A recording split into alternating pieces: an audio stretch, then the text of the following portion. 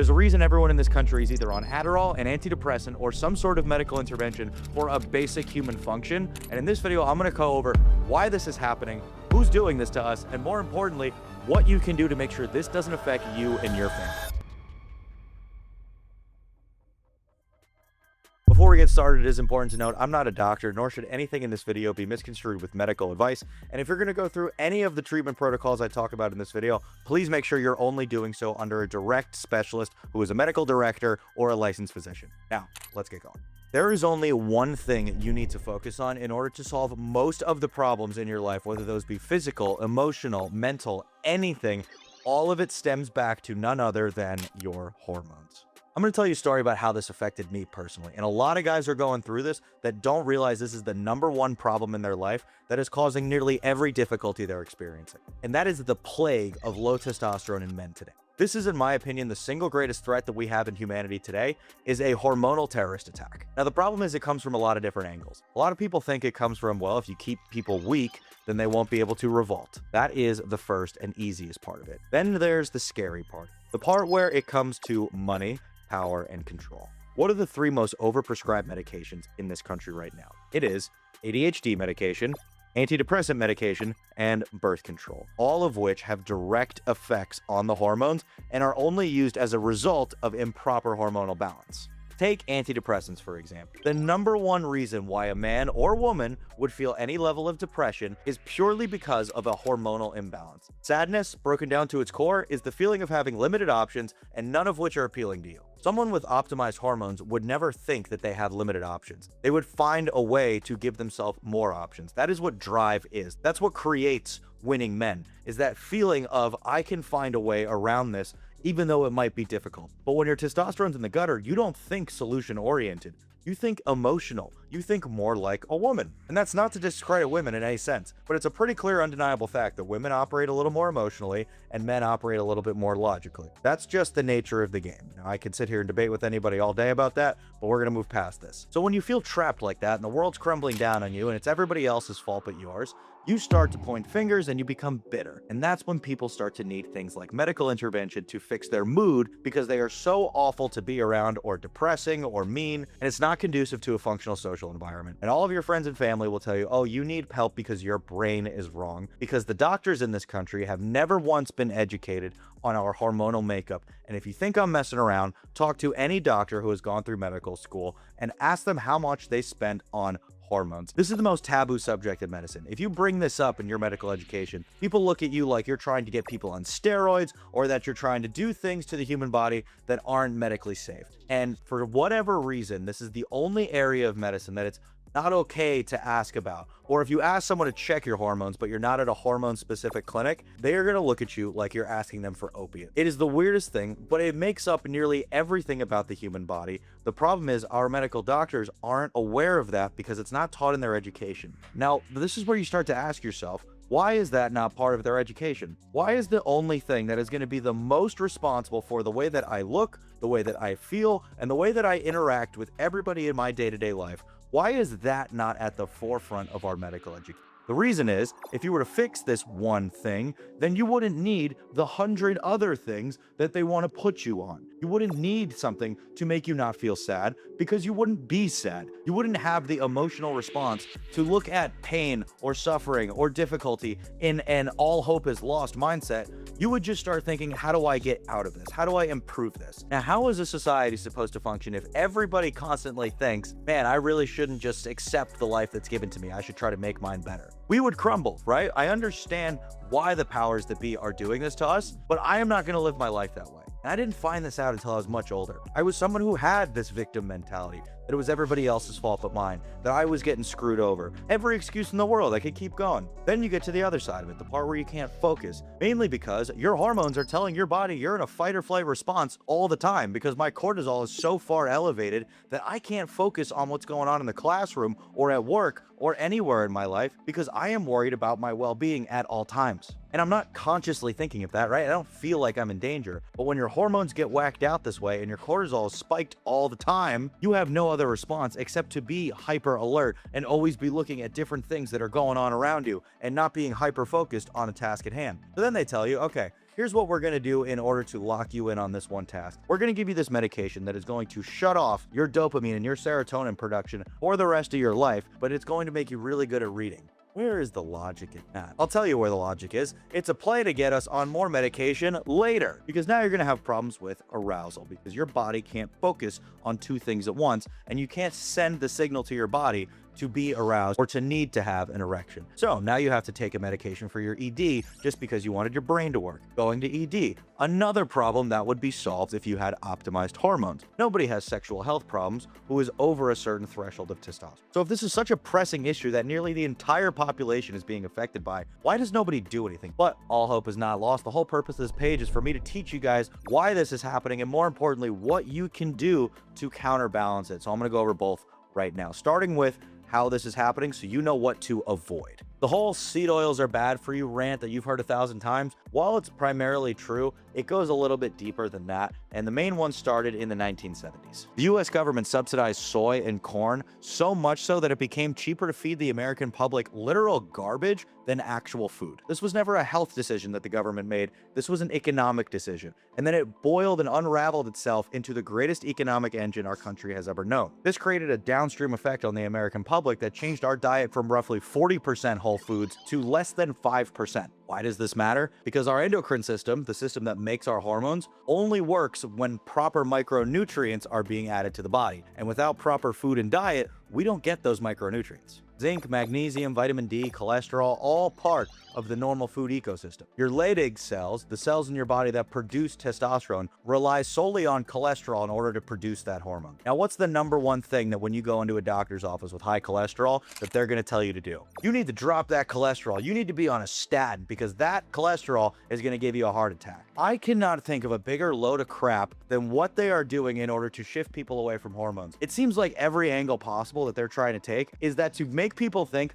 that hormones and any byproduct of hormones are evil and are going to kill you. This same medical system that told you to stop eating eggs and red meat to preserve your cholesterol is now feeding you synthesized crap in order to keep you in this deprived state so that you have to rely on them for medical intervention to get any level of body and brain function that you would have just normally had by eating a regular diet. Now, here's where it gets even more messed up than that, is if you go to try to eat the regular diet today, if you go to try to get the eggs, the red meat, the whatever, a lot of it's going to come in plastic. Now, there's going to be different scenarios you can talk about by going to the butcher or buying specific kind of eggs or whatever kind of food you get from specific farmer's market or whatnot. But for the majority of people, the food we have access to is all going to come in plastic. Plastic in and of itself is an endocrine disruptor. It emits a xenoestrogen, which you can tell what's in it based on the name. It is a toxic estrogen that is going to make our bodies produce more estrogen and limit our testosterone production. This is why we're beginning to see hyperfeminized men, because we're getting pumped with these estrogens over and over and over again. So not only is our testosterone down,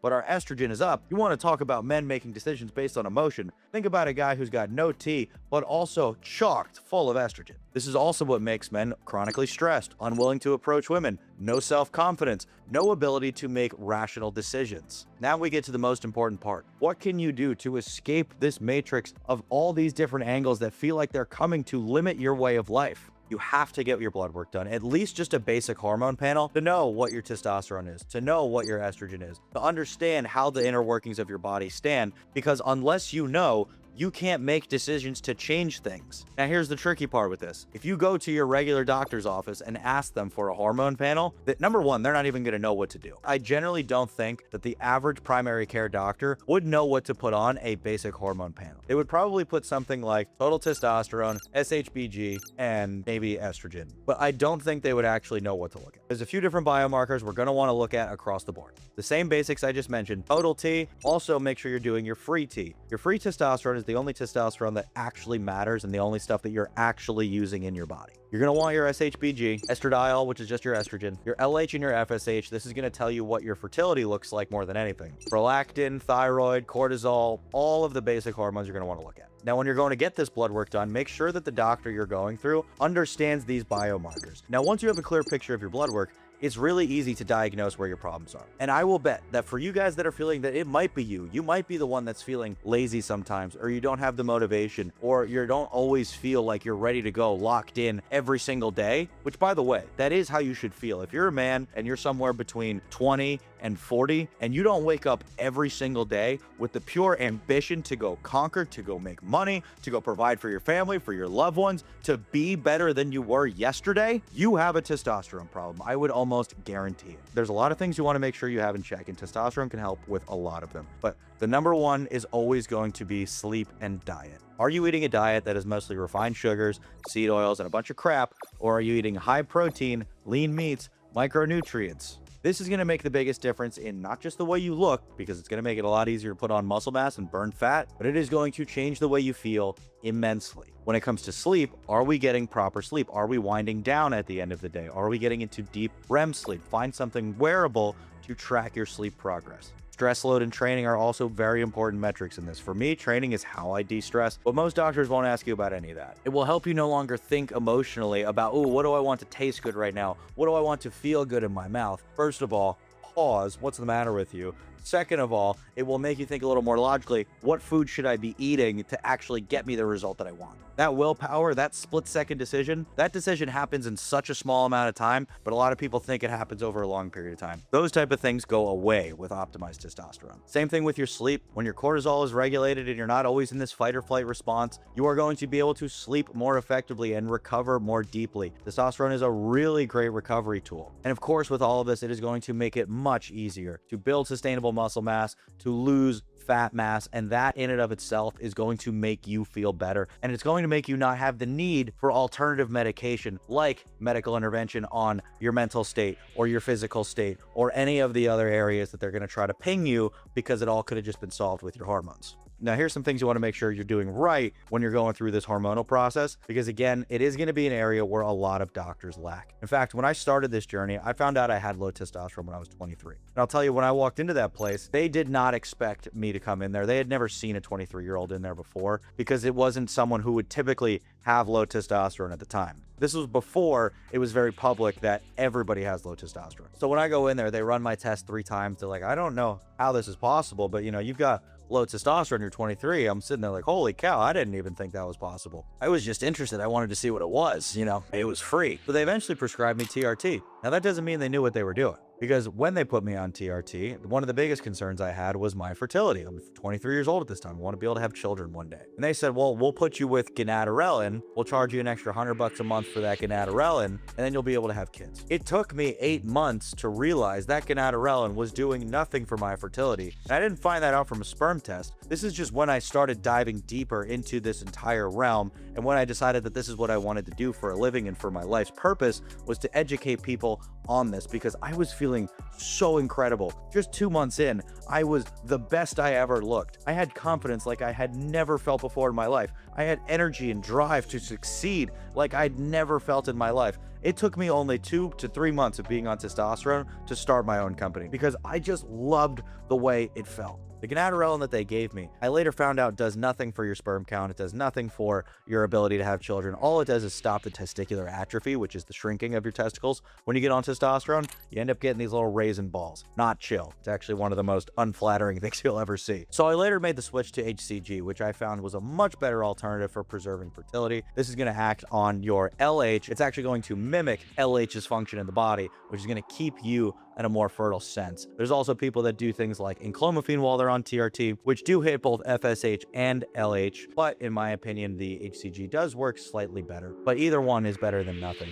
So if you're somebody who's worried about things like side effects, a lot of people end up finding out side effects when they go through a TRT company that they weren't expecting, because they weren't properly handled. So many people are offering this service now that I don't think do it right. People start to experience things like hair loss or body acne, which both of those are so preventable, and I did both of them to myself, and it makes me so mad, because if I had a resource like the one I have today, I would have never made this mistake. Both of which can be mitigated by things like DHT. Your DHT is what your testosterone converts to, and it is kind of like the evil twin of testosterone, but it is responsible for all of the benefits you get too, like the deeper voice, like the drive, like the muscle benefit, like a lot of the things we look for, becoming more of a man, so to speak, all happen because of the DHT. So it's about keeping a proper balance. But mine wasn't properly regulated, so it shot way up, and I ended up getting some balding, and my hair was way back here, and I made a video actually on how I was able to restore a lot of my hair. And as well as I got things like body acne and face acne especially. Now all of that has since cleared up. I had it really bad on my shoulders. You can see some of the scars,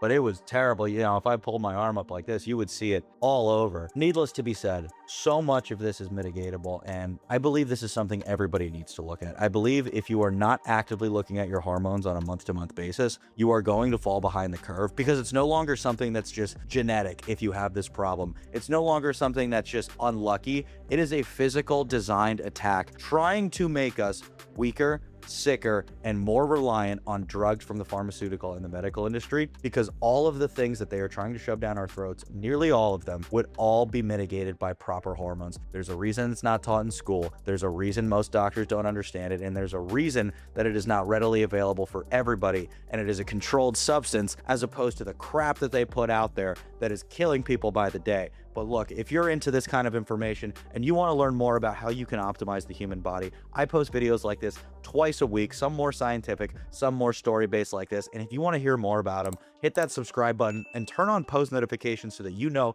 every time a new video is coming out. And I will see you guys in the next one.